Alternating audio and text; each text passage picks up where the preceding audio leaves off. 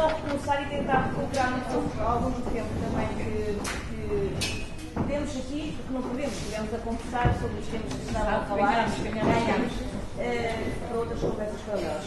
Temos agora duas intervenções. Por um lado, a Carimo vai-nos falar da nova lei de receitas parentais, homens a cuidar sozinhos de bebês. Lá está as novidades desta época. E depois, a Maria da Luz Rei vai falar sobre transição para a parentalidade em diferentes contextos de trabalho. Portanto, dou já a palavra à Carimo para não perdermos tempo. Muito obrigada. Obrigada, Anália. Portanto, um dos objetivos deste seminário é também tentar perceber o impacto que aquelas mudanças que foram referidas na sessão anterior, não é? As mudanças na legislação, o impacto que isso está a ter na realidade da vida familiar. Neste caso, o estudo que estamos a fazer no OFAP é sobre o pai em licença parental, que mudanças. O estudo está a ser realizado por mim, pela Sofia Marinho e pela Mafalda Leitão.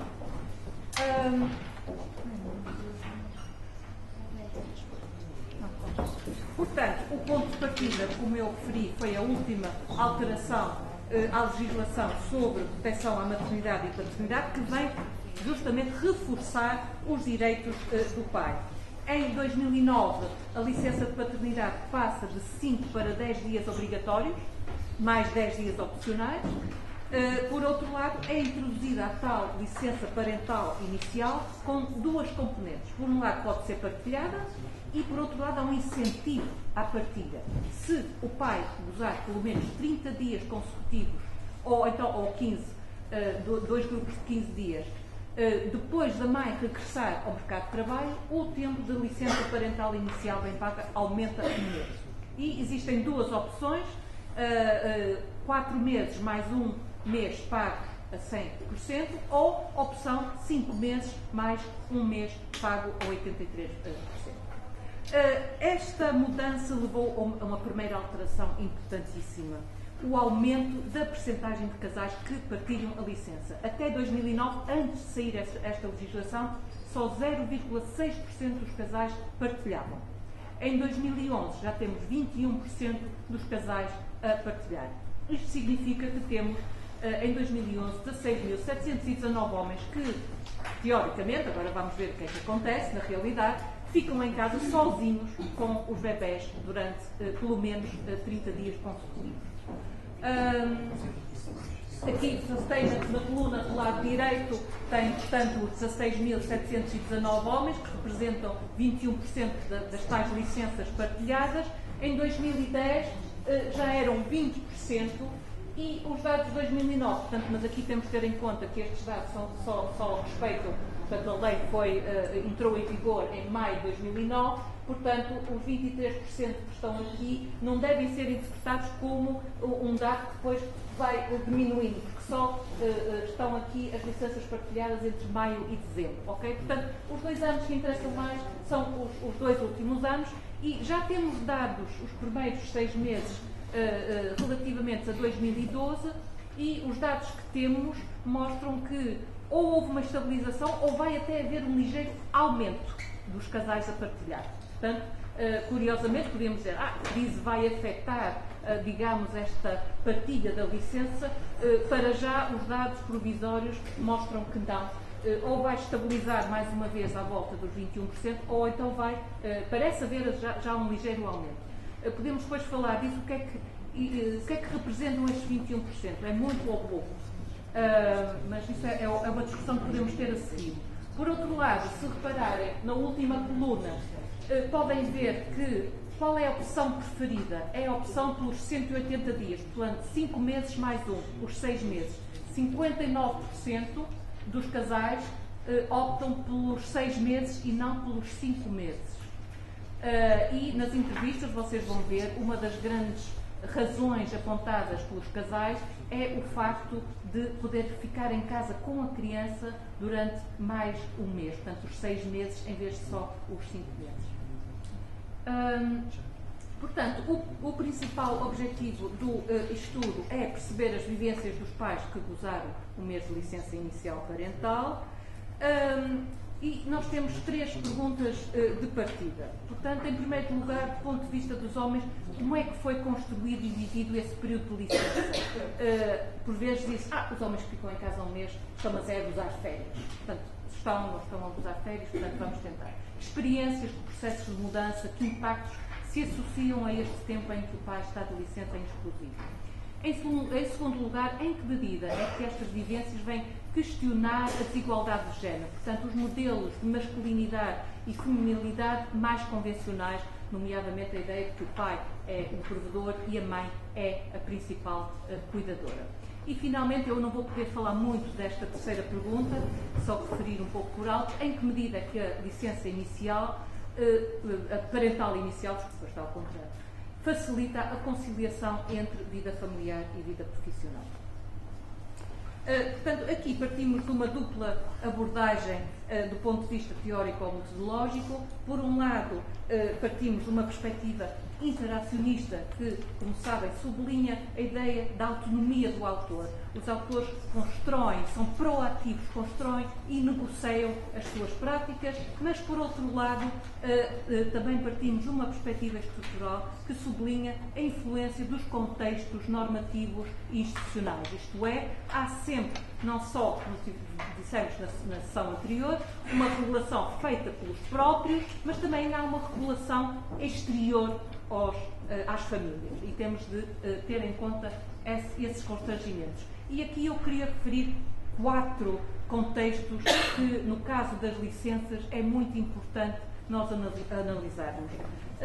Em primeiro lugar, temos de olhar para os princípios que o próprio Estado, quando cria estas licenças, tenta promover. E se olharmos para o Decreto-Lei de 2009, o que é que o Estado quer promover através destas licenças? O novo regime de licença elege como prioridades o incentivo à natalidade, a igualdade de género através do reforço dos direitos do pai e do incentivo à partilha da licença, a melhoria da conciliação da vida familiar e profissional e dos cuidados na primeira infância. Portanto, estão aqui vários objetivos, por um lado, de ajudar as famílias a construir a vida familiar, por outro lado, promover a igualdade de género. Há outro contexto que é extremamente importante não esquecermos, é o contexto de certos grupos profissionais, certos grupos que têm um impacto também nas famílias e nos atores. Eu aqui vou só falar do discurso dos pediatras, mas podemos incluir também os grupos profissionais como os juízes, como outros médicos, os professores nas escolas, não é? Portanto, estes grupos profissionais influenciam, digamos, as famílias e as decisões que as famílias tomam. Vejam, por exemplo, o discurso dos pediatras, que é referido em todas as entrevistas que nós fizemos. Eles têm um discurso muito específico sobre o bem-estar e a saúde da criança. Dizem que é preferível a criança ficar em ambiente familiar até aos 3 anos de idade. E baralham muito as estratégias das famílias com esta norma que quase que para eles não deve ser sujeita à negociação. Por exemplo, vejam aqui um dos meus entrevistados que diz: o pediatra dele diz que as crianças que estão no infantário vão a consultas de emergência e as crianças que ficam em casa vão às consultas de rotina. Pronto, isto cria logo um pânico na cabeça das famílias, não é? E com ele tem sido feito assim. Os médicos dizem sempre que, em termos de doenças e tudo, é melhor não pôr muito cedo no infantário. Claro que depois as famílias negociam. No caso desta família, definiram uma estratégia muito complicada para conseguir que a criança não fosse para a creche antes dos 3 anos. Noutros casos, ficam só até aos 2 anos, porque, claro, quando a criança começa a ter, estamos a falar sobretudo de filhos únicos, quando já tem mais de 1 ano, os pais percebem que ela quer estar com outras crianças, que é muito difícil, quando no caso não haver avós, e estávamos a falar disso há bocado, quando não há avós, é evidente que os equipamentos são importantes para conciliar, independentemente da qualidade. Isso é a outra discussão que também se pode ter. Um terceiro contexto normativo institucional importante são os próprios empregadores. As organizações de trabalho, os sindicatos estão mais habituados, é normal, porque as licenças de maternidade já existem desde os anos 60, estão mais habituados a gerir os direitos das mulheres. e a controlar, e em termos os inspectores, por exemplo, do Ministério da Segurança Social, estão habituados a controlar, digamos, os direitos das mulheres nos locais de trabalho, não estão ainda preparados nem formados para controlar os direitos dos homens. Portanto, por outro lado, há expectativas que são referidas também pelos nossos entrevistados, há horários longos, nós sabemos que toda a gente tem horários longos em Portugal. Por outro lado, há expectativas de que o pai não se ausente para cuidar, e todos os trabalhos feitos a nível europeu sobre estas questões mostram que há uma diferença aqui entre empregadores no público, no setor público, no setor privado, portanto, o setor público já mais, digamos, aberto a mudanças no gozo das licenças. A dimensão e o tipo de organização de trabalho também tem algum impacto. E, por último, o contexto normativo da família também é muito importante. Portanto, as famílias têm normas e práticas de género muito específicas. No caso português, são sobretudo famílias de duplo emprego, mas também há algumas que não são. E há normas que estão em mudança. Há famílias que insistem mais na ideia da igualdade de género, que partilham mais o trabalho doméstico e os cuidados às crianças. Há outras que têm ainda um modelo muito desigual, sobretudo em termos do trabalho não pago. Portanto, isto pode influenciar também, digamos, a maneira como os casais vão partilhar ou não as licenças. Portanto, eu vou passar diretamente aos resultados, porque não temos muito tempo, mas estes resultados iniciais exploratórios baseiam-se, para já, em 11 entrevistas. São homens residentes na área metropolitana de Lisboa, com idade entre os 28 e os 40, só temos um com 54, todos com nível de escolaridade média ou superior, e todos a trabalhar no setor dos serviços, tanto no público como no privado, dois no setor empresarial do Estado. As profissões deles: polícia, técnico contabilista, cabeleireiro, jornalista, técnico de manutenção de aviões, gestor desportivo, gestor de manutenção de internet, um arquiteto, designer, consultor de gestão informática. Portanto, nós temos, para já temos pessoas bastante qualificadas e com escolaridades elevadas, setor de serviços. Vamos ter de diversificar também um pouco, digamos, as nossas entrevistas, mas para já é o que temos. E são casais duplo emprego. Ora, os resultados. Quando os homens descrevem as suas vivências, eles não nos falam só de impactos positivos e negativos, falam de vários processos que organizam e constroem a sua vivência. E nós identificamos 6 processos-chave. Um primeiro processo que os nossos entrevistados referem é o processo de negociação. Tem de negociar com os empregadores, tem de negociar dentro do casal, tem de, muitas vezes, de negociar com a Segurança Social, que nem sempre está a par, digamos, das mudanças na legislação. Um segundo processo tem a ver com as atividades, aquilo que se faz durante aquele mês em que se está em casa, portanto, o fazer. Um terceiro processo tem a ver com as aprendizagens, o que é que os homens aprendem durante aquele mês em que estão sozinhos com os bebés. Um quarto processo tem a ver com os laços. O facto de estar em casa sozinho com o bebé vai permitir construir laços diferentes, não só entre os pais e as crianças, mas também na família no seu conjunto. Um quinto processo que é referido é o processo de emancipação de papéis de género mais convencionais. Todos os homens falam também deste processo de emancipação e refletem sobre isso. E um sexto processo que identificamos tem a ver com aquilo que se sente durante aquele mês de licença, portanto, com as emoções. Podemos olhar para estes 6 processos-chave. Eu aqui gostava de dar voz aos homens para entendermos melhor aquilo que eles dizem. Portanto, a negociação da licença, como eu referi, faz-se sobretudo com o empregador, também com o cônjuge e também com os organismos do Estado. Aqui temos o Manuel, 34 anos, que é um gestor de manutenção da internet numa empresa privada e que tem um filho. E ele diz: ainda pensamos se a Telma faria 5, já estou a mudar, e eu 1, ou a Telma 4 e eu 2, mas o meu trabalho não dava para 2 meses. Já foi o que foi muito complicado. Não foi muito complicado. Eu não posso dizer que tenha sido muito complicado. Não vamos comparar o trabalho que eu tenho com o trabalho numa indústria onde se nota mais a repressão e as represálias. Mas eu acho que há formas diferentes de o fazer. Também já não existem chicotes, mas existem as tais chicotadas psicológicas. O que eu senti foi mais isso, esse jogo do psicológico. Eu, na altura, quando soube, informei logo, porque isto tenta-se informar com a maior antecedência possível, que tinha intenções de cruzar um mês e que seria em julho daquele ano. A primeira pergunta que me fizeram era porque é que eu queria tirar um mês inteiro se não chegavam uns dias. Depois temos aqui o Rafael, não é, Sofia? É informático no setor empresarial do Estado, que refere sobretudo a negociação dentro do próprio casal. Nós estávamos a par da legislação.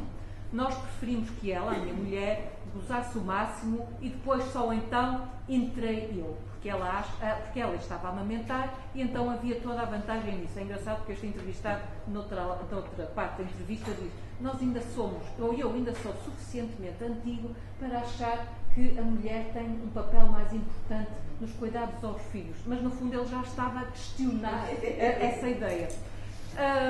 Bem, eu acho que foi um pouco assumido que seria assim. Como sempre, pensámos relativamente às irmãs, ele já tem duas filhas, que no primeiro dia que elas ficaram na creche eram tão pequeninas, portanto, tudo o que pudéssemos fazer para adiar esse momento, portanto, apareceu mais ou menos sem sequer ser necessário falar do assunto. Portanto, relativamente consensual no casal, esta ideia de que o interesse da criança, estar em casa mais um bocadinho, é importante. Depois havia outra questão. Para a minha mulher ficar mais tempo fora do tribunal, a mulher é juíza, era penalizador, porque no fundo grande parte dos assuntos vão-se acumulando e depois vão exigir um esforço adicional quando ela regressa, não é? Portanto, também não tínhamos que encontrar ali um ponto de equilíbrio entre o tentar ter a criança em casa o mais tempo possível e sem penalizar demasiado o esforço do trabalho. Portanto, reparem aqui, de facto, os casais estão a tentar estabelecer um equilíbrio entre os custos para eles mesmos em termos de trabalho e de carreira profissional, o interesse da criança e aquilo que o Estado dá em termos de licença. Bem, o segundo processo-chave que eu referi, aquilo que se faz durante a licença. E o que se faz é, sobretudo, cuidar do bebê. Mas alguns homens também fazem muitas tarefas domésticas e alguns também referem que têm mais tempo para descansar, ou para ir à internet, ou para ler livros, inclusive um que estudou também, aproveitou para estudar para exames que tinha de fazer. Portanto, mas o cuidar é, de facto, aquilo que é mais referido. Aqui temos não, afinal não era o Rafael, há bocado, não sei, devia ser o Roberto. O Rafael, 28 anos, consultor de gestão, trabalhava numa empresa privada com um filho, e ele diz o seguinte: foi um mês muito exigente. Eu estava com ele. Ele acordava, eu dava biberon, depois ele ainda dormia mais um bocadinho de manhã, depois eu brincava com ele, estava aqui com ele. Depois fazia o almoço, arrumava, depois eu passava aqui um bocadinho da tarde com ele, interagia com ele, brincava e pronto. Dormia mais, mas era quase sempre quando eu pensava: agora vou descansar um bocadinho, porque agora arrumei e fiz não sei o que e que tal, e acordava ele. Aquilo era quase um ciclo interminável sem descansar. Acaba por ser muito cansativo tomar conta de uma criança o dia inteiro. Curiosamente, os homens referem muitas vezes que é só quando ficam sozinhos com os bebés que percebem finalmente o cansaço referido pelas mulheres quando têm de fazer este trabalho. Portanto, isto é muito importante, cria uma certa empatia com o trabalho difícil de cuidar de uma criança pequena. Um terceiro processo-chave é o processo de aprendizagem. É fundamental e também é referido por todos, e a principal aprendizagem que se faz é passar de um cuidador apoiante, o homem que ajuda a mulher a cuidar, para o estatuto de cuidador independente. Portanto, é um cuidador que assume mais responsabilidade e não só sabe fazer aquelas tarefas mais instrumentais, mas também aprende a interpretar, portanto, aprende os cuidados emocionais. Ele, quando chora, eu já sei o que é que isso significa. Portanto, também há uma aprendizagem em termos emocionais. e, por outro lado, são homens que se põem à prova pela primeira vez porque estão sozinhos. Aqui temos o Roberto, eu tinha razão, era o Roberto, 54 anos, que diz: tenho essa percepção nítida de ter tido a responsabilidade de me lembrar, pronto, está na hora de dar a papa, ou está na hora de dar o biberon, está na hora de dormir, e eu até posso ter feito as mesmas coisas, isto é, com os outros filhos. Aliás, seguramente fiz isso, mas sempre sob a batuta da minha mulher. Lá está, a ideia do pai apoiante. Na última vez fiquei sozinho em casa no filme e, portanto, era mais responsável. Por outro lado, também ultrapassei um pouco aquele pânico inicial. Quando ele chorava, ele está a chorar, que é isto? Para, pronto, saber, isto deve ser a fralda, deve estar na hora de pôr o biberon. Tornou um pouco menos de pânico a reação de ser um pouco mais estruturada e racional, digamos, e prática, talvez, mais prática. E depois temos o Rafael também, que nos diz: aí é que somos verdadeiramente pais, não é? Portanto, durante aquele mês, quando temos uma ligação tão próxima com eles, que já só pelo tipo de choro ou pelas feições dele sabermos o que ele quer, é esse tipo de conhecimento que eu acho que é muito importante, acho que denota aí a proximidade e acho que isso é ser pai. Depois, um quinto processo-chave, a construção de laços familiares. Portanto, este período de licença é um período em que se reforçam os laços entre pais e filhos, mas também os laços conjugais e os laços familiares e até os laços com os avós, curiosamente. Aqui temos o Leonardo, que tem 32 anos, é cabeleireiro e tem 2 filhos. E diz: esse período que passei sozinho com a minha filha ficou mais agarrada a mim, apegou-se muito a mim. Aliás, ela ficou tão apegada a mim que depois à noite, quando acordava, só me queria a mim. Só sossegava comigo. Existe uma grande amizade entre nós os dois. E, aliás, depois na entrevista ele também diz que a mulher ficou um pouco triste com o facto do bebê estar tão apegado a ele, mas depois já conseguiram um equilíbrio. Mas pronto, isto significa que depois os afetos também têm de ser negociados. Não é fácil. Depois o Joaquim, 39 anos, contabilista, que trabalha na função pública e este foi o 3º filho. Não há ali mais ninguém e isso cria, digamos, uma maior ligação. Sei lá, quando se fala que há um laço maior da mãe com o bebê, eu acho que aquele laço que existe entre o bebê e a mãe é transmitido para o pai assim. Pelo menos eu senti isso. E o Manuel, que nos diz: eu sempre fiz muita coisa, mas quando fiquei em casa sozinho é que entendi as pequenas, grandes coisas que acontecem no dia-a-dia. E acho que isso ajuda a dar valor também ao outro lado. Passando por elas, tornarmos-nos mais cúmplices um do outro. Portanto, a importância para os laços conjugais.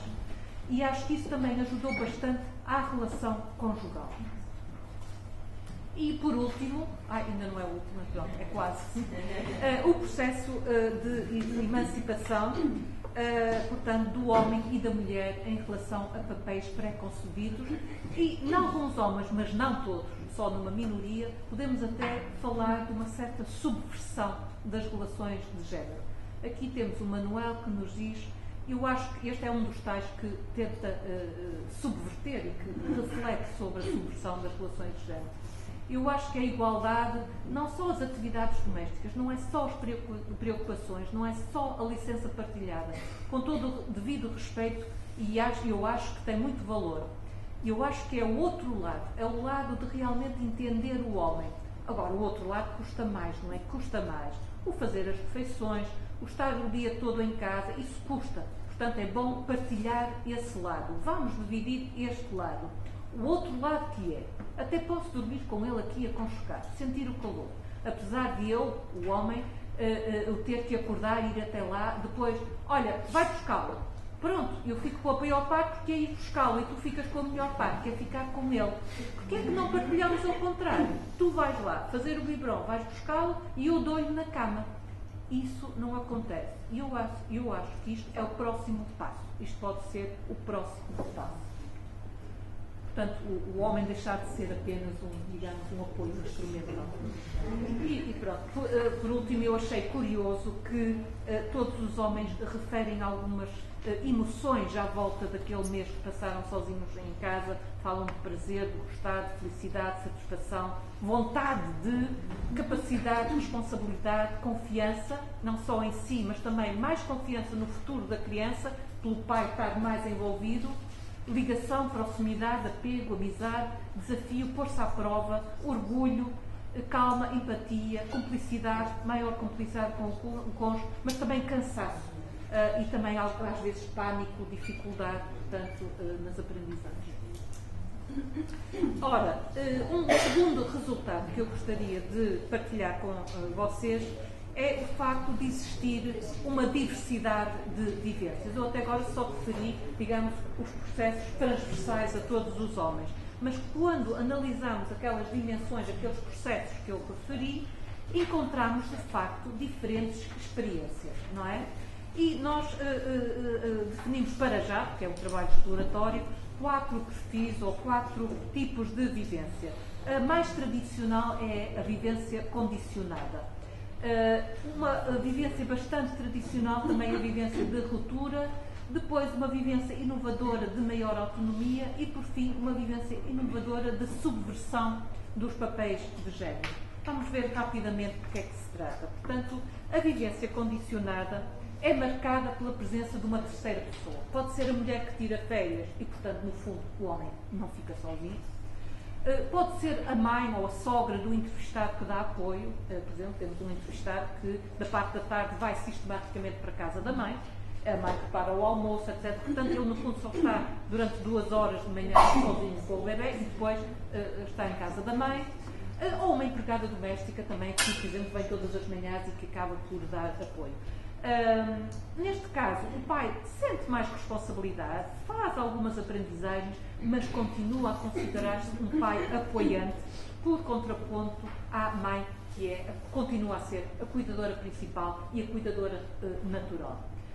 Nestes casos, a licença é valorizada, sobretudo do ponto de vista da criança, não é? É positivo ela ficar em casa mais tempo, e da construção de laços familiares, mas atribui-se menos importância ao facto de o pai ficar sozinho, porque ele, de facto, fica muito pouco tempo sozinho. Portanto, uma vivência condicionada. Depois temos aquilo que nós chamamos uma vivência de ruptura. Aqui a licença é sentida, de facto, como um momento-chave de ruptura com papéis de género muito diferenciados. Estes homens sentem que a mulher mandava antes em todos os cuidados e agora sentem que a licença introduziu um espaço inicial de liberdade e autonomia masculina, portanto, que é inesperado.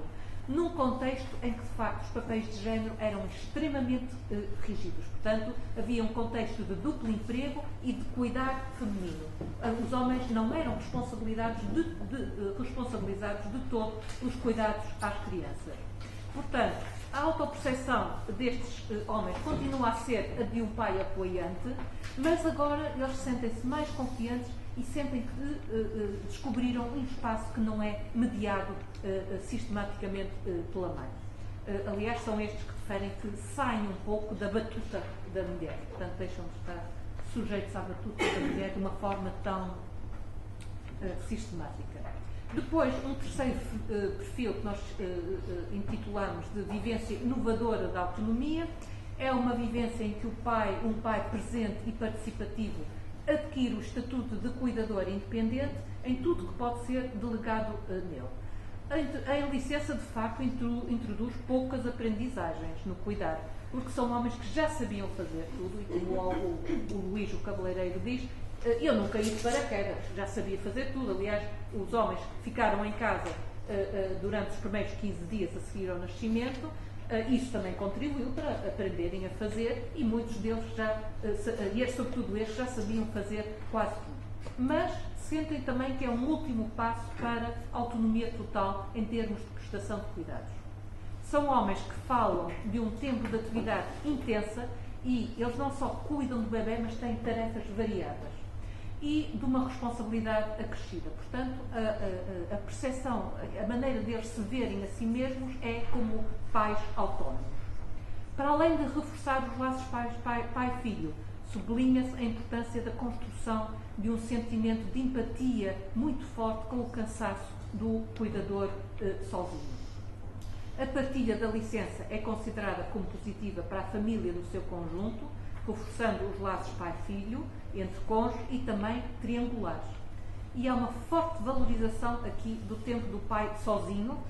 Aliás, são estes pais que dizem, bem, foi um mês, mas eu até acho que podia ter ficado 2 meses ou até mais. Portanto, podia haver uma partilha mais intensa do tempo em que os homens ficam em casa. E, por último, temos aquilo que nós chamamos de uma vivência inovadora ou de subversão dos papéis de género. É uma vivência em que o pai cuidador adquire o estatuto de cuidador independente, mas também considera que a licença sozinho é o terreno propício para a construção da igualdade de género. Portanto, estes homens veem-se a si mesmos como cônjuges e pais igualitários e gostariam que essa igualdade, digamos, passasse também para os cuidados aos bebés. E eles consideram que não é só a mulher que está no centro da família, eles estão também no centro da vida familiar. Falam do seu lugar na família como estando também no centro da família. Estes homens dizem também que se põem à prova. Isto é, o que é que isto significa? Significa que investem em atividades consideradas difíceis. Eles querem aprender a fazer tudo.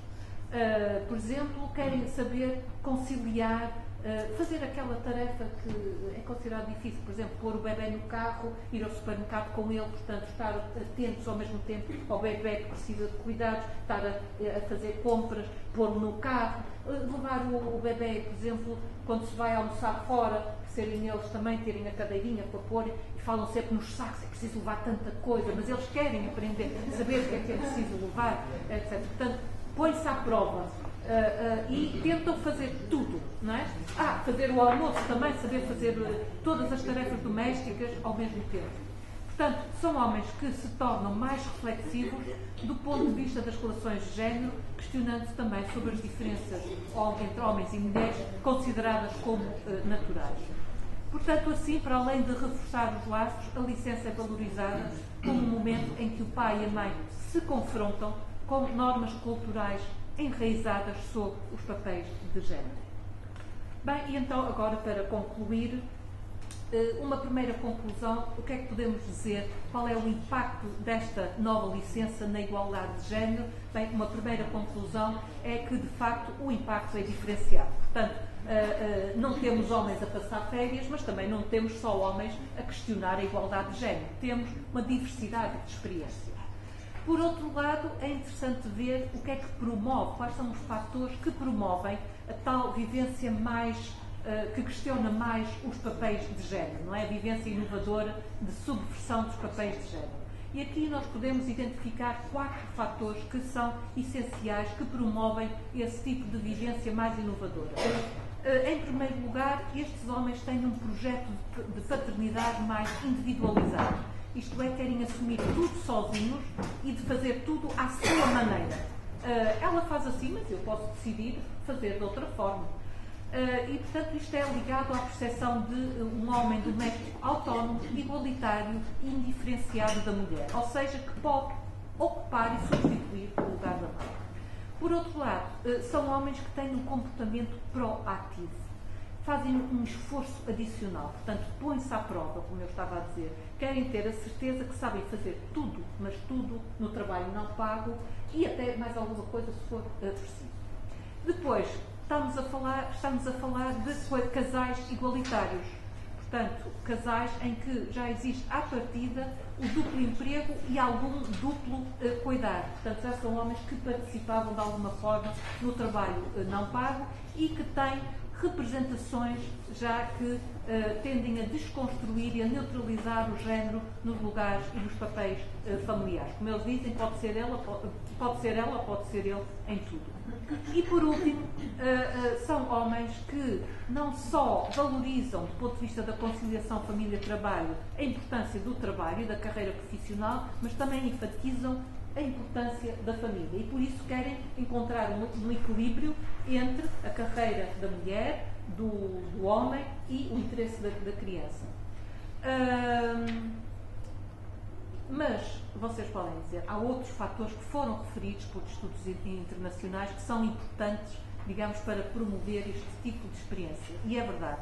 São, em geral, homens com qualificações escolares e profissionais médias ou altas, E, por outro lado, são homens que, em geral, estão em contextos de trabalho ligados aos serviços, mas reparem, os contextos de trabalho podem ser mais ou menos favoráveis, mas, quando não são favoráveis, estes homens lutam pelos seus direitos. Ok. Pronto, e só uma última conclusão relativamente à última pergunta que eu tinha: qual é o impacto desta nova licença na conciliação família-trabalho e nos cuidados à criança? Eu queria referir apenas 3 aspectos da nova licença parental inicial que são mais valorizados pelas pessoas, pelas famílias que entrevistaram.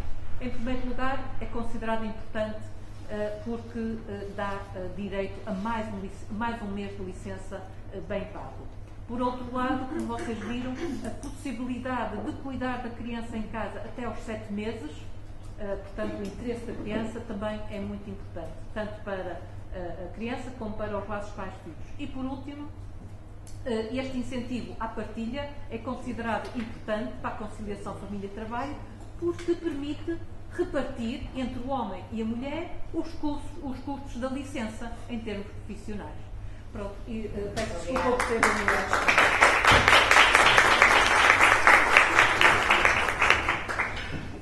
Agora, a Maria dos Deus vai-nos falar sobre transição para a parentalidade e diferentes modelos de trabalho.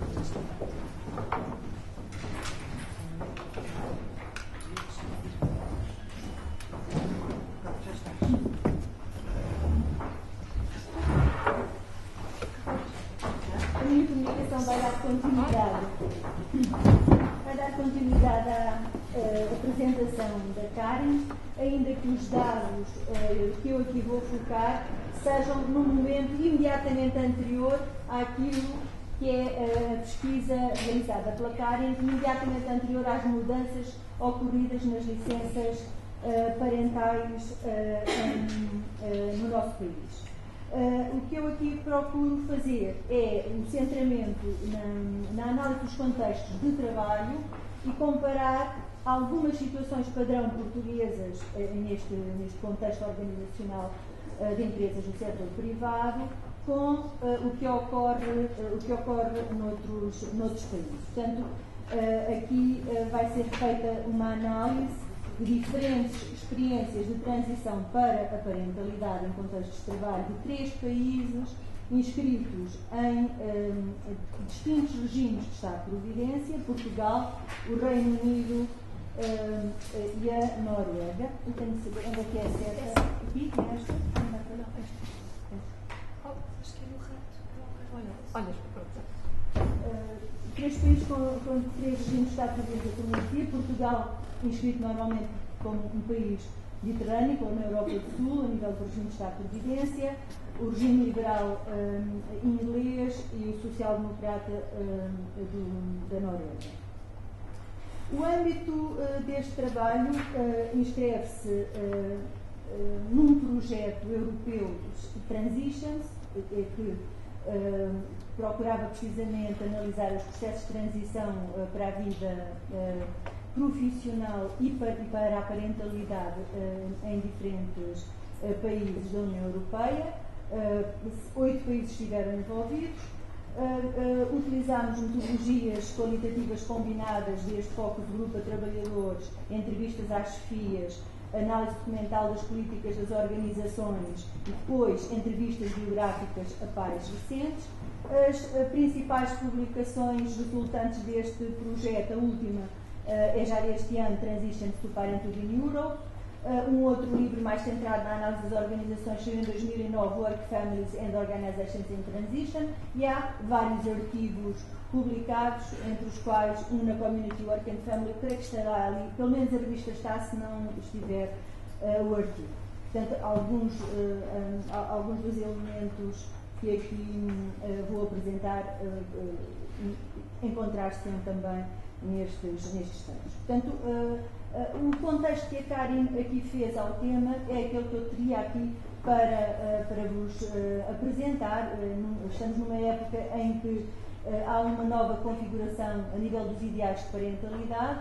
Pretende-se que haja uma parentalidade do lado uma parentalidade mais igualitária, com uma maior a participação do pai nos cuidados à criança portanto, aqui o que nós fizemos foi fazer a análise comparativa destes vários países, pressupondo que se estivermos perante profissões equivalentes, contextos organizacionais equivalentes a nível do setor privado e da economia global, o que é que nós ainda encontramos como específico e como a tendência em cada um destes países. Portanto, o nosso ponto de partida conceptual seria este. Ser pai ou mãe, sobretudo pela primeira vez, é uma experiência muito marcante no percurso de vida, e já ouvimos com a intervenção da Karen.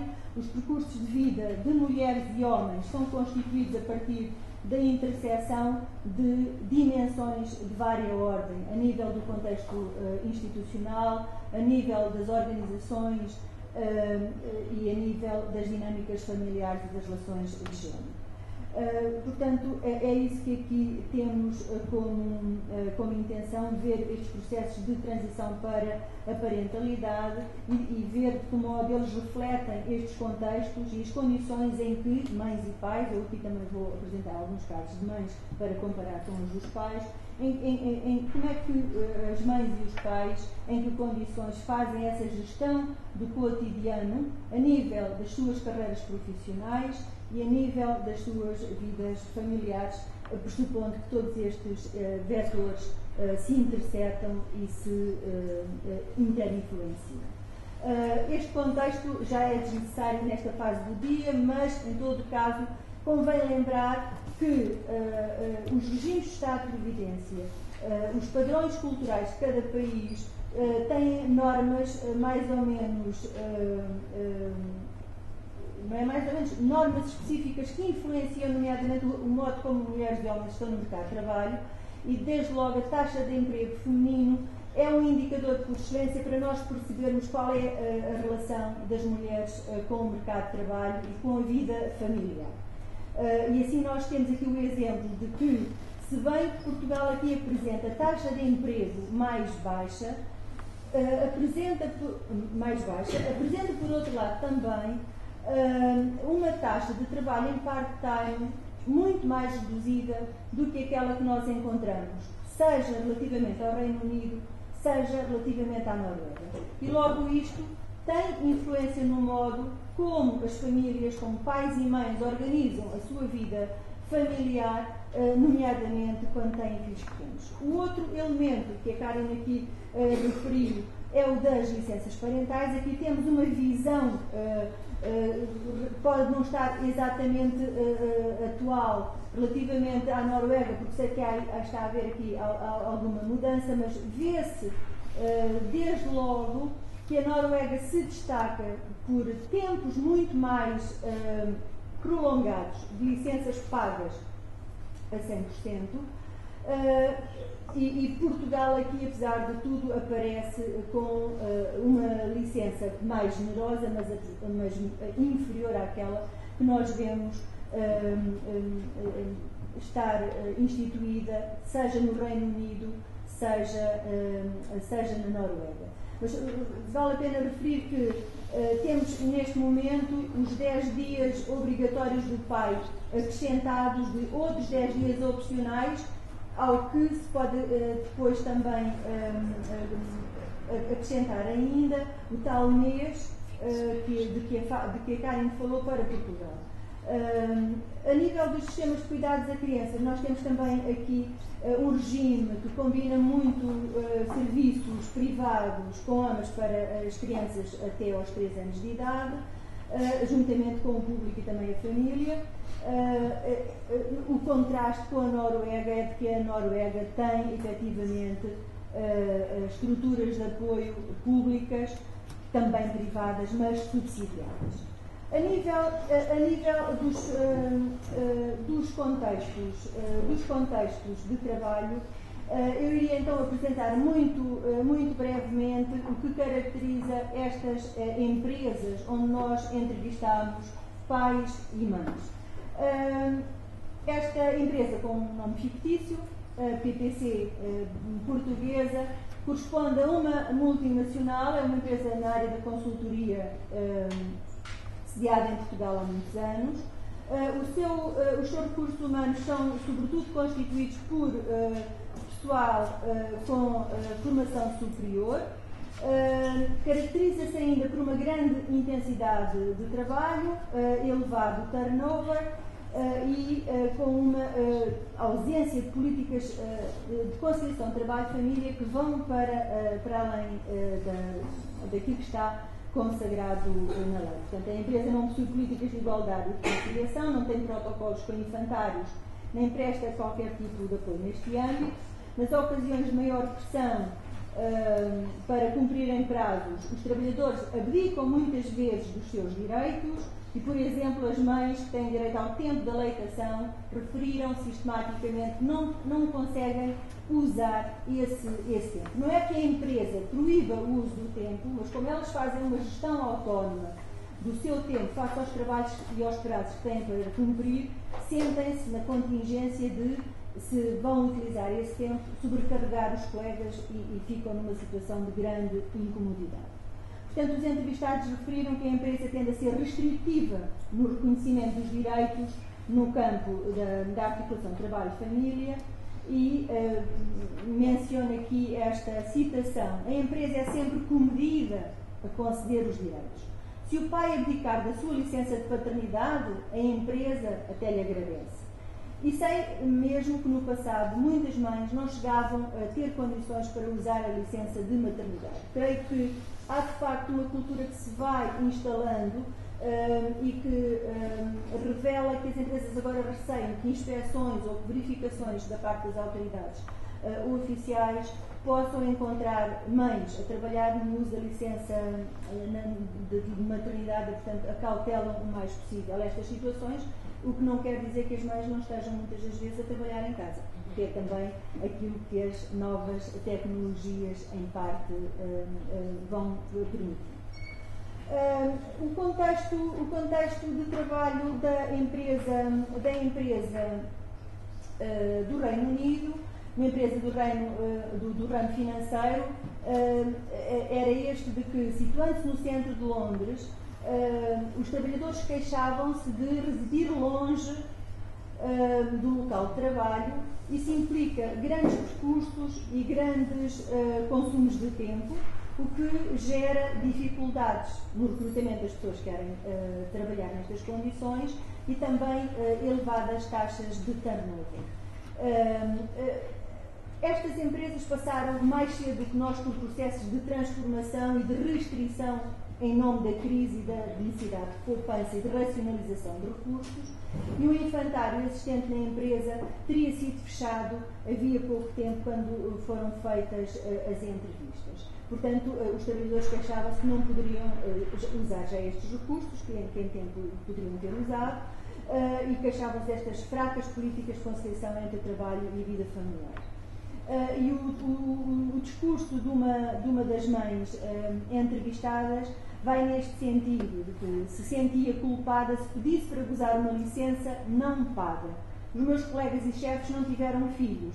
Eles são compreensivos, mas eles chegaram ao pé deles e dizer que quer ficar de licença durante 4 semanas no verão para tomar conta dos filhos, não será muito bem aceito, ou pelo menos evidencia uma situação de injustiça e de desigualdade perante eles que têm de ficar a trabalhar. O contexto norueguês é o de uma empresa do ramo petrolífero, foi privatizada em 1980, é conhecida por ter políticas de conciliação de trabalho e família bastante amigáveis, caracteriza-se também por ter emprego estável, sindicatos fortes, fraco turnover, horários amigáveis, tanto a nível da flexibilidade como a nível do trabalho part-time, e todos os pais e mães usaram licenças parentais. Uma mãe diz que trabalhar nesta empresa é um privilégio. Temos horários flexíveis e podemos ajustar os nossos horários de acordo com o ritmo da vida familiar.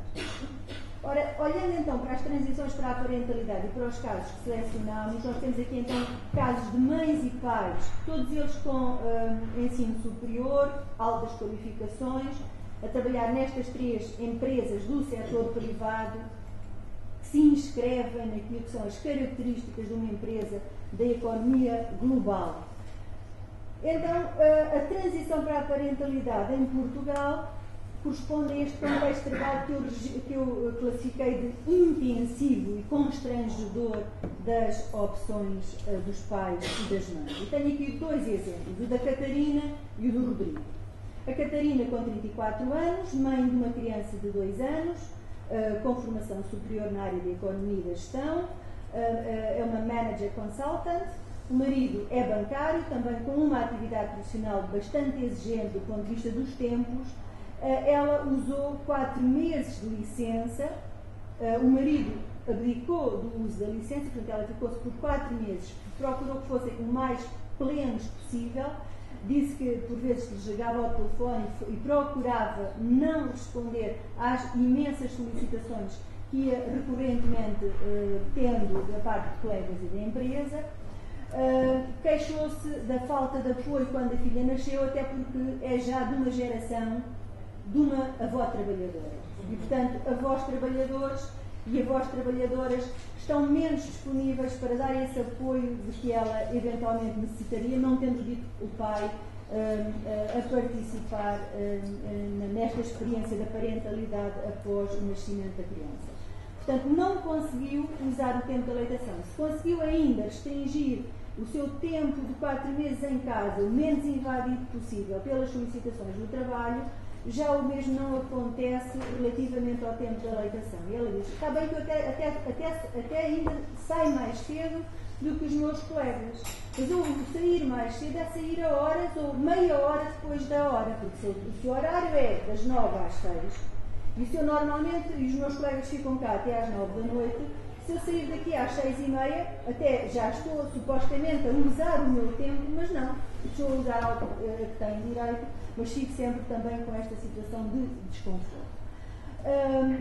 Organizaram uma estratégia que é de repartir estes apoios no final do dia pela família. Um dia é ela que vai buscar a criança à escola, outro dia é o pai, outro dia é a sogra, outro dia é a mãe e depois o terceiro dia é a sorte. É quem é que está disponível, é que sai mais cedo e começam-se a telefonar e começam durante a tarde em despique para ver qual é o que consegue acabar o seu trabalho para ir buscar a criança.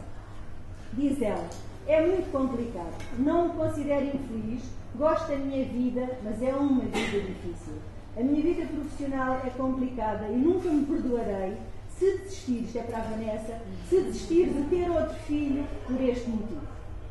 Temos agora o caso do Rodrigo, pai de um bebê. Onde é que está o bebê da Catarina? Está numa creche?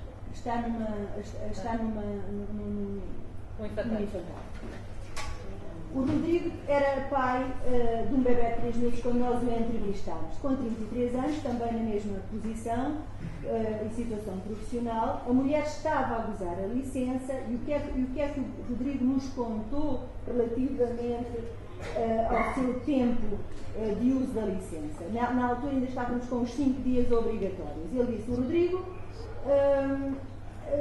estava a falar com os colegas, tirou o primeiro dia, mas no segundo dia já teve de ir trabalhar e estar, aliás, foi visitar a mulher à maternidade no segundo dia e na parte da tarde já teve de ir para a empresa porque estava a acabar um projeto e tinha mesmo de dar resposta. E acabou por usar os 5 dias obrigatórios em regime part-time, ora visitando a mulher, ora tratando algumas burocracias, ora indo acudir à equipa que tinha a trabalhar e ultimar um relatório. Pediu para gozar os 15 dias no final da licença da mulher e a empresa fez questão de sublinhar que ele era o primeiro pai que ousava pedir esse tempo naquela empresa. Portanto, uma grande admiração da parte dos recursos humanos, porque efetivamente ele era pioneiro. Portanto, isto é necessário fazer esse caminho e, na verdade, apesar de tudo, quando a legislação existe, quando as políticas estão instituídas, as pessoas sentem-se mais legitimadas para poder fazer uso dos seus direitos. E, portanto, é necessário que elas se afirmem enquanto políticas para depois os pais se sentirem com condições para ir gradualmente, tem sido um processo gradual, como as estatísticas mostram, como dano para ano aumenta o uso desta licença por parte dos pais. Agora, a nível dos cuidados do bebê, o discurso dele é o seguinte: até agora da minha parte tem sido fácil. Como a minha mulher está com o bebê, bem, tenho procurado. Por agora é uma fase de menos trabalho, tenho ido às consultas, que são às 6h30. Portanto, já é um grande contributo, mais uma vez, sair às 6h30 para ir às consultas, porque o padrão nestas empresas, em que ninguém nos condiciona, mais uma vez, a cumprir aqueles horários, mas eles efetivamente têm um trabalho tão intenso e prazos tão apertados para cumprir, que o horário de trabalho é, em média, cerca de 60 horas por semana. Mas diz ele, daqui a uns meses as coisas serão mais complicadas. Daqui a uns meses era relativamente ao trabalho, era o seu plano relativamente ao trabalho na empresa. A pessoa sente que também existe um sentido de obrigação. Existe a obrigação de cumprir. Portanto, este é o retrato de um pai, de uma mãe, com diferentes responsabilidades profissionais e como é que eles se posicionaram relativamente ao uso das licenças nesta transição para a parentalidade. Vamos ver agora o caso do Reino Unido, que assemelha-se bastante ao caso português. Eu só tenho o testemunho de uma mãe, não tenho de um pai. Aqui há que realçar o seguinte: temos uma tradição de trabalho em part-time a partir do momento em que as mulheres têm filhos pequenos. E, portanto, isto é evidenciado neste caso da Bárbara, com 36 anos, gestora, mãe de uma criança de 2 anos. O marido é também consultor financeiro e ela, quando a filha nasceu, teve 6 meses de licença. O marido teve apenas... Não pago. Não pago. Exato, é verdade.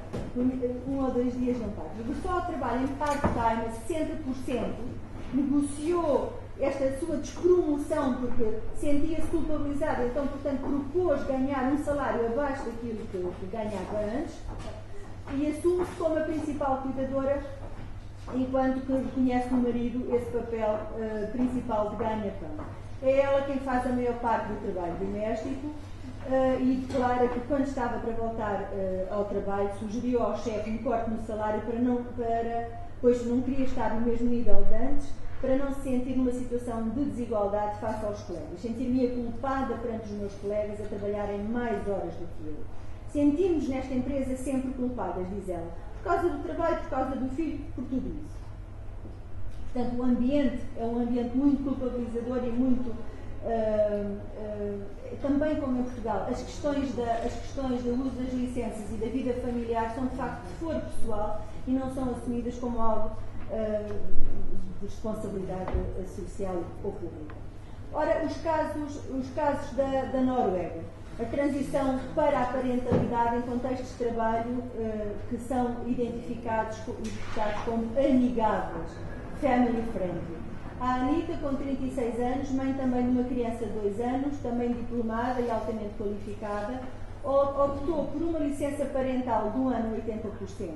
Ela gozou 8 meses e o companheiro gozou 4 meses. Recorreram a uma ama até obterem vaga numa creche, o que não foi fácil. Portanto, tiveram que estar em lista de espera, mas entretanto utilizaram os serviços mais informais de uma ama.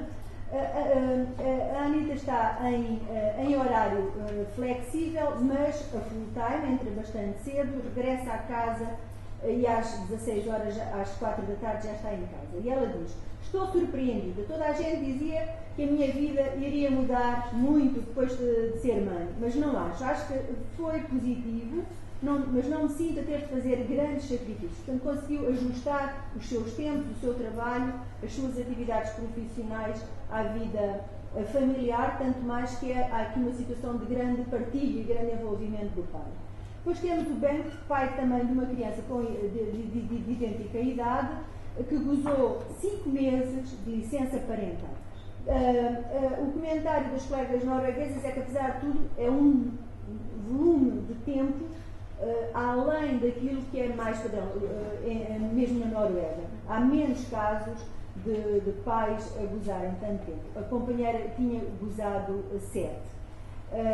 Retomou também o trabalho em full time, entra às 7 e sai às 14, e vai buscar o filho à creche, sendo que o filho é mais ligado a ele. Sente-se penalizado profissionalmente. Declara-se penalizado profissionalmente e olhado como menos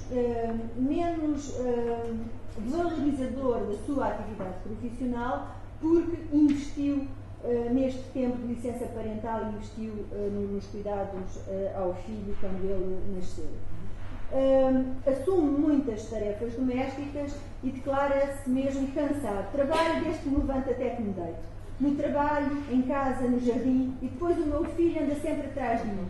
Portanto, ele queixa-se, aquilo que é o discurso que normalmente ouvimos às mães, no sentido padrão daquilo que são as responsabilidades femininas, é aqui transcrito nos testemunhos deste pai norueguês. E, portanto, como conclusões muito breves, apesar das homologias profissionais e educacionais, que foi o que nós quisemos aqui evidenciar, fazendo esta comparação, que atenuam o efeito da posição social, as transições para a parentalidade que ocorrem nos vários países ainda apresentam diferenças entre si. Estas deverão ser interpretadas a partir de vetores de âmbito estrutural e cultural de nível macro, meso e micro.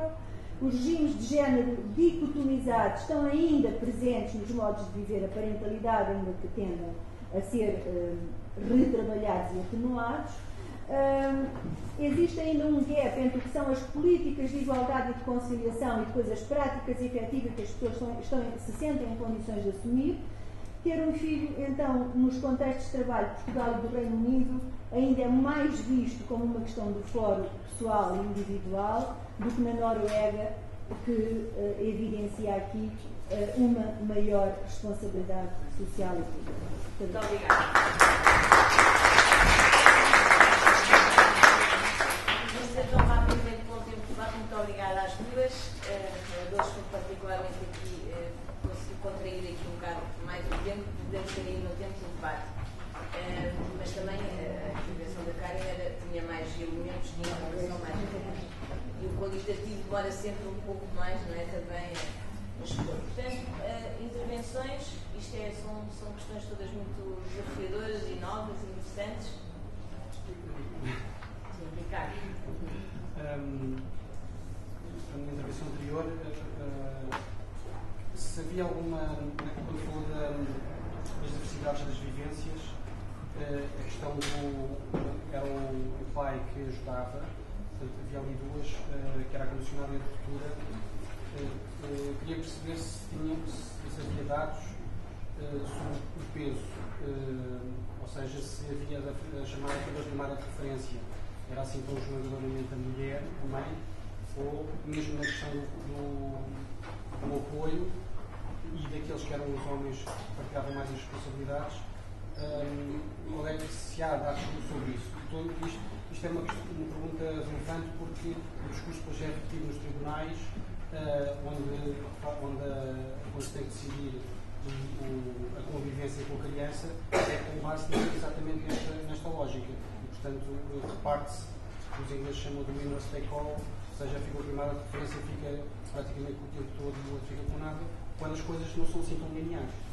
Portanto, é isso que eu queria perceber. E outra questão desta última intervenção, que é se há alguma investigação na área dos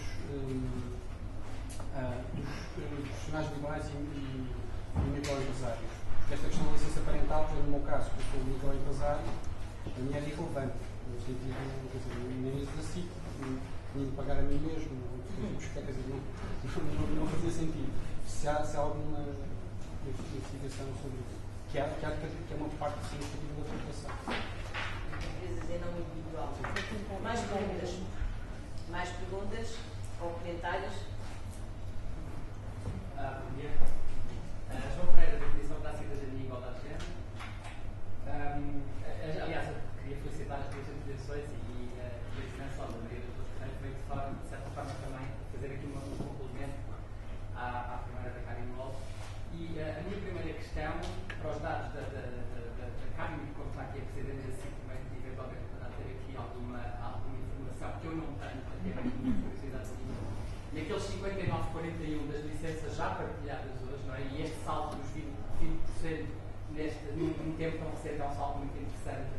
Isto nos deve permitir olhar para a importância da questão da legislação, mas agora falta o outro lado, não é? O lado das políticas públicas e o lado da consolidação deste processo, que é aquele que agora em particular me interessa, que é há desagregação, há alguma informação de desagregação privado-público nesse gozo das licenças, e isto para quê? Para que eventualmente nos permita perceber qual é o olhar em que temos que reforçar a ação, quer uma ação de sensibilização, por uma questão de mudança social, não é?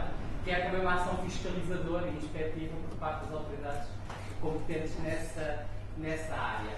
E depois há uma variável que também me interessa e queria perguntar à Karen se aquele grupo de homens escolhidos, que me pareceram todos já de um estrato socioeconómico já um pouco mais favorecido, e porque aparece a questão da vivência condicionada, aparece a questão da empregada doméstica, que é uma variável que eu acho que é fundamental nas questões da conciliação das famílias portuguesas. Não é quem de facto recorre a essa variável, que liberta homens e mulheres, não liberta só homens, mas quando os homens fazem esta licença de parentalidade, portanto, se têm este aspecto mais, no sentido de ficarem também um pouco menos sobrecarregados, parece-me fundamental, sobretudo, para perceber como é que anda a conciliação das outras famílias. Ou seja, daquelas famílias em que muitas delas, algumas destas mulheres, são as mulheres que fazem, de facto, os trabalhos domésticos na casa destas outras famílias. E depois, para finalizar, em relação a esta questão da transição para a empresa, porque a maioria dos meus traz este exemplo, todas as três empresas são empresas do setor privado, e há este fator que eu acho que nós temos mesmo de combater com muita força, que é este sentimento de responsabilidade que repaira sobre as mulheres, que não conseguem eventualmente avançar para um segundo filho ou para um terceiro filho, porque já não se ficam mais, já não conseguem chegar a mais lado ao mundo. Obrigada, João. Jaqueline. Obrigada. As apresentadoras, gostei imenso. Gostava de colocar uma pergunta e penso que talvez o que eu vou colocar à Karen responda à questão que o João levantou. Os subsídios, naquele quadro que apresentou, dos subsídios de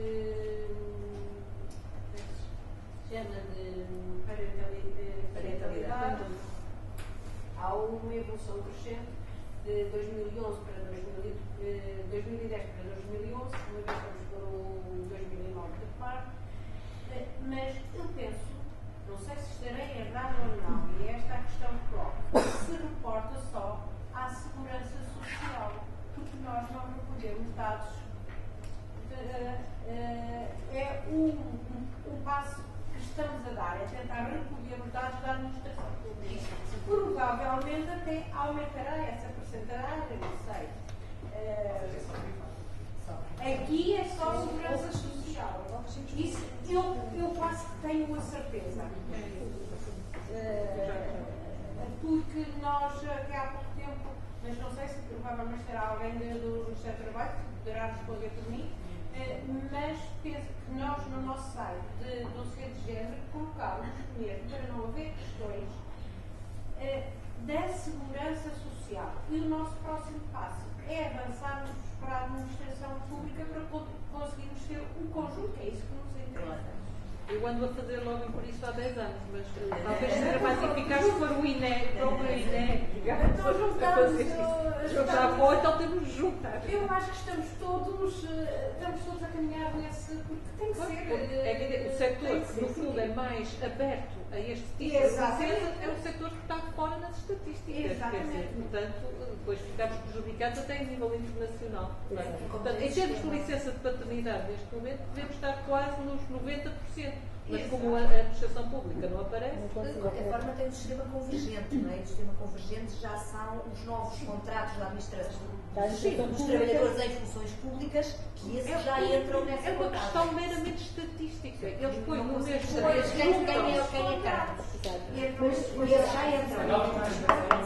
Ou seja, não entram os funcionários públicos do CUR, esses estão fora, mas os novos contratados em funções públicas que estão no regime convergente já estão aí. E no pressuposto Não de sabemos ter, quem são. no pressuposto que são os mais novos, que estão indefinidos a ter filhos. Mas isso são funcionários públicos para trabalhadores ou trabalhadoras. Já ser muito Devem ser os mais novos. E são O que é que acontece? As baixas por doença estão no mesmo pacote que as baixas por licença. É uma questão tão simples como desagregar as baixas por doença e as baixas por licença, porque está tudo junto. Tudo junto. É isso. E esse é o problema estatístico de base. É esse. Baixas por doença. Pelo menos a explicação que me foi dada foi essa, que não era possível desagregar. Da administração pública. Exatamente. Porque na Segurança Social nós descontamos para dois lados diferentes. O problema é esse. Mas seria importante que tivéssemos uma recolha desses dados de forma mais detalhada para permitir uma análise efetiva do que está a acontecer. Eu avançaria com a hipótese ainda assim, Karen, de que muitos dos dados que nós temos e o crescimento grande das licenças parentais utilizadas pelo pai se devem aos contratos das públicas recentes. Exatamente, da administração pública, que já são considerados contratos individuais na Segurança Social. Eu como sou moderadora, sim. Tenho nada a deixar. Só gostava de colocar outra questão. É que, realmente, como disse a Karine, com o empregador é necessário negociar. Nem sempre é fácil. Nem sempre é fácil e nós sabemos isso. Tudo o que referiu é exatamente o que se passa. Fazemos a part-time, ou o pai ou a mãe, e as novas tecnologias permitem tudo isso. Mas a questão que eu coloco é até que ponto também a recente crise, no caso das empresas, há muitas empresas que também podem estar mais abertas a estas questões. Não estou a pôr isso em causa porque não conheço. Parece-me que as novas gerações de pais e mães está mais aberta a partilhar esta licença. Talvez nós, no meu tempo, nós tivéssemos mais a vontade de sermos umas super mães, não sei. Mas os pais não estão muito abertos a partilhar essa licença. Mas há uma coisa, até que ponto a crise também não vai libertar as empresas de lhes pagar, de lhes conceder mais facilmente esse subsídio de parentalidade, uma vez que é menos um custo que a empresa tem. Eu interrogo-me sobre isso, também não sei nestes dados recentes. Isto é tudo tão recente que eu gostaria. Obrigada, José. Agora vou passar outra vez à mesa, à Karen e à Deus para responder às questões, porque se não esquecer do Ricardo, do João Pereira e agora esta última questão. Bem, em relação à pergunta do Ricardo, é evidente que com entrevistas qualitativas eu não sei o peso, mas posso intuir, mas são apenas intuições. E a minha intuição, de facto, tem razão. Estou a entrevistar homens altamente qualificados, da área dos serviços, alguns menos qualificados, e a conclusão que eu posso tirar a partir destas primeiras... Eu tentei, por exemplo, aliás, gostava de ter a vossa ajuda, contactei várias empresas noutros setores, por exemplo, a Carris, vários homens que trabalhavam na Carris, a resposta foi sempre, não conheço ninguém que tenha gozado, eu não gozei porque não queria pôr em causa o meu emprego, portanto, eu suponho que ao ir para famílias desfavorecidas, qualificações baixas, indústria, setor dos transportes, etc., vou encontrar, digamos, a realidade de homens que não gozam, nem pedem, nem se sentem à vontade e que também continuam a ter, apesar de haver essa maior disponibilidade para serem pais presentes, mas não ao ponto de questionar, digamos, os papéis, digamos, mais tradicionais de género. Portanto, é isso que, em princípio, mas acho que pedi a vossa ajuda, se conhecerem algum pai que tenha estado de licença e que pertence, digamos, a um contexto mais desfavorecido, ajudem-me a encontrar alguns desses pais, eu vou entrevistá-los. Em relação à pergunta do João Pereira, de facto, é importante tentar fazer a desagregação entre público e privado, para já não termos esses dados. Por outro lado, sabemos, no entanto, que a ação fiscalizadora é mais importante se foram dados recolhidos pela CIT, a ação fiscalizadora tem sido feita sobre os direitos das mulheres. Não existe nenhum processo contra nenhuma empresa no país inteiro que tenha a ver com o não gozo da licença de paternidade ou da partilha. Portanto, não houve nenhuma queixa de ninguém. Nem houve nenhum inspetor do trabalho que tivesse levantado um incumprimento. Portanto, isto revela, de facto, a existência de uma cultura intermédia que dificulta a aplicação da lei e a possibilidade das pessoas gozarem. A questão da empregada doméstica, apesar de tudo, sim, é um elemento importante na sociedade portuguesa, mas nós sabemos, até pelos nossos inquéritos, que a nível nacional representa uma minoria de famílias. Portanto, estamos sobretudo a falar, no nosso inquérito de 99, só 7% das famílias tinham uma empregada doméstica. Então, foi uma amostra representativa de todas as famílias com crianças que tinham pelo menos um filho abaixo dos 16 anos. Portanto, estamos a falar de uma franja privilegiada que, de facto, utiliza muito esta estratégia, mas é uma franja relativamente pequena. Portanto, o problema da conciliação, de facto, está nas outras famílias. Aí nós já temos alguns elementos, sabemos que há estratégias variadas, há o recurso às redes informais, os avós, etc. Há o recurso, já que os pais estão a começar a partilhar mais, por exemplo, o polícia que eu entrevistei, na base de uma partilha, ele trabalha no turno da manhã, das 6 à 1, e a mulher trabalha das 2 às 8 da noite. Exato. E agora das 2 às 9 da noite. E conseguem, dessa forma, partilhar os cuidados à criança. Há cada vez mais esta estratégia que nós chamamos de parental sharing. Portanto, conseguir conciliar o trabalho e a vida familiar através de uma estratégia de partilha. Não, em relação às perguntas da Maria da Carrilho, já respondi em parte, portanto, temos que ter estatísticas, suponho. Se é menos um custo para os empregadores, eu não sei, eu acho que o custo para os empregadores é sobretudo visto como a ausência dos homens no local de trabalho. Portanto, julgo que isso vai continuar a pesar terrivelmente na atitude dos empregadores face aos pedidos de licença. Mas é verdade que é o Estado que paga a licença, portanto o empregador não paga, ao contrário da Inglaterra, onde a Anitta ficou em casa com uma licença não paga. Na Inglaterra é só há um mês e meio de licença paga e é mal paga, não é? Portanto, somos muito diferentes, não nos podemos comparar, exato, com a Inglaterra. Aliás, é uma pergunta que eu tinha, porque a Anitta não sei se tem uma carreira profissional. O trabalho que tinha, despromoveu-se a si própria. Pronto, porque bem, isso não foi muito claro, enquanto que em Portugal, digamos, a ideia da carreira profissional feminina é muito mais, digamos, acentuada, não é? Sim, sim. Pronto, é menos um custo, mas eu acho que isso não vai pesar muito. Acho que o que pesa é a ideia. Também tem menos trabalho, menos um custo. É que há algumas empresas neste momento que estão com menos trabalho. Menos um custo, sempre dá um jeitinho. Eu não sei. Infelizmente, eu acho que isso não vai pesar. Posso só fazer um comentário? Será diminuído. Será muito diminuído. Mas talvez não se oponham tanto. Era só nesse sentido. Talvez não resistam tanto. Não façam essa pessoa. Deixa-me só dizer uma coisa não sentido contrário que nós temos observado. Que é, devido à crise, a redução de efetivos que as pessoas. Deixem ouvir. Devido à crise, a redução de efetivos por parte das empresas, ficam menos pessoas com mais trabalho e nós já vimos mães, por exemplo, a prescindir do horário flexível para a alimentação. Portanto, também pode ter começar a haver um efeito contrário. Portanto, as coisas não são assim tão lineares.